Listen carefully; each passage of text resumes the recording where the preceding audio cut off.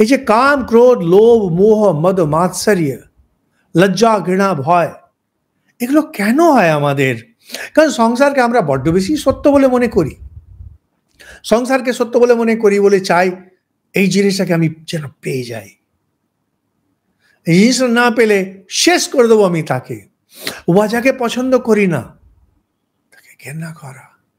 জগৎ যদি সত্য হতো, অপরে আপনি গলা কাটতে পারতেন, যেমন অন্যান্য ধর্মের লোকেরা হাজার বছর ধরে করে আসছে। এ তার গলা কাটছে, সে তার গলা কাটছে। হ্যাঁ, এ বলছে ক্রুসেড, এ বলছে হোলিবার, ও বলছে জিহাদ, করো, গলা কাটো। সংসারটা সত্য। আমরা হিন্দুরা কখনো এসব করি না। কেন? আমরা জানি এটা পাসিং ফেজ, একটা মুসাফির খানা, সারায়।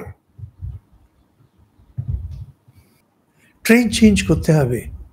আগেকার দিনে এগুলো ছিল।